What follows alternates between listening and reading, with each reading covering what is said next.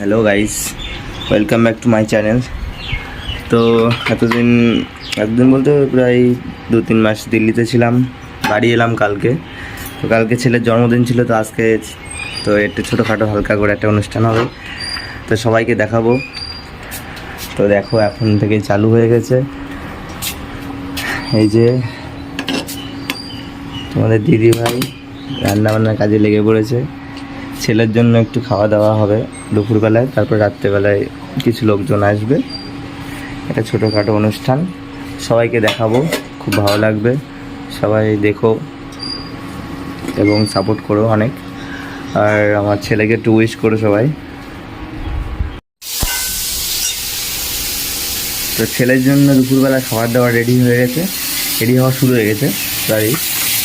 তো এখন হচ্ছে কি হচ্ছে অনেক চাটনি, সরি ডাল করবো, আমের চাটনি।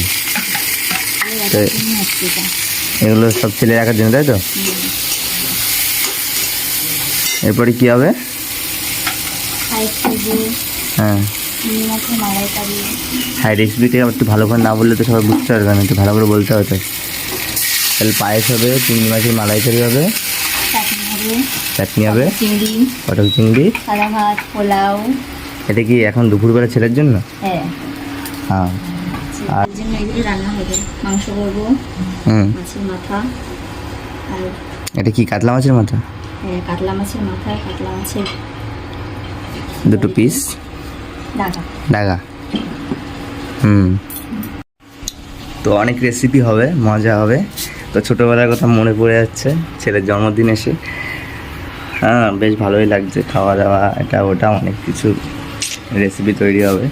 এটা হলো যেগুলো দেখালাম সেগুলো হলো দুপুরবেলার জন্য, শুধুমাত্র ছেলের জন্য।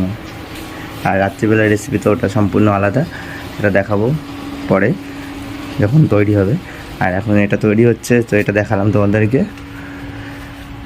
তো ফাইনাল যখন হয়ে যাবে তখন তোমাদেরকে সবাইকে দেখাবো আবার। তো যার জন্য এই রেসিপিগুলো হচ্ছে, আর যার বার্থডে তাকে তো দেখানো হলো না, তো তাকে দেখাই। আমার ছেলে পাগল, এদিকে আসো। কার বার্থডে? আমার। আজকে কি মজা হবে? নাচ করবো। নাচ করবা? কত লোক আসবে? অনেক গাদা যেরম পুজো দিতে গেছিলাম কালকে, সেরম। তাহলে কিসের জন্য পুজো দিতে গেছিল? আমার বার্থডের জন্য। বার্থডের জন্য? কালকে বার্থডে ছিল, আজকে খাওয়া দাওয়া হবে। কেক কিনেছি। কে কেনেছে?